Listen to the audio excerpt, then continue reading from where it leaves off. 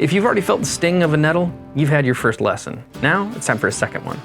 Because once you understand where they grow and how to identify them and harvest them properly, that same plant stops being a problem and becomes a resource. Let's go out there and find some nettles.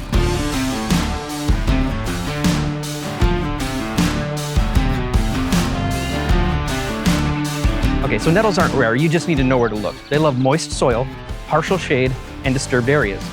So you're gonna find them along creeks and riverbanks, old homes and fence lines, also along the forest edge and trails. Anywhere the soil is rich and a little messy, nettles move in, kind of like family. What are you doing? Has anyone in this family ever even seen a chicken? Nettle are an indicator species, which means if you find them, you've found nutrient-rich ground.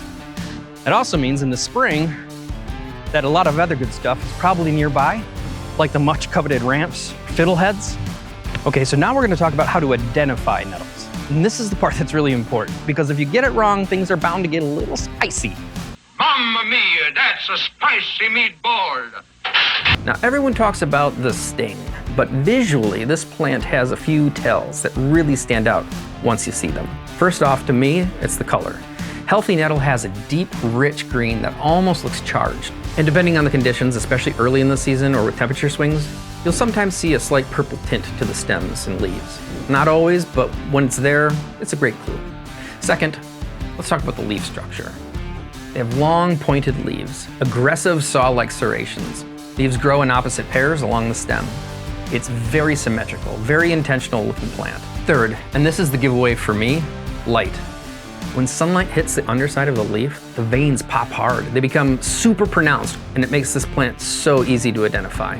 I can spot nettle from a distance just off that alone. Fourth, the stem and hairs. Upright growth, slightly square stems covered in fine hairs.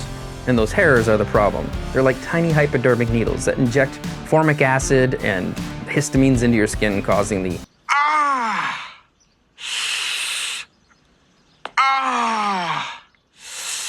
Doesn't always have to be that way though. Early in the spring, these plants are still young, and honestly, they don't always sting all that much. Half the time I'm out here barehanded that early in the season.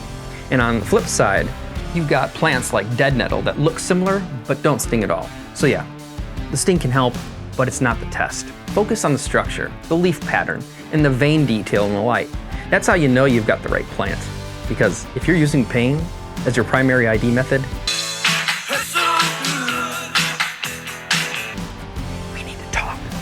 well, now you know where to look, and you won't be wasting your time.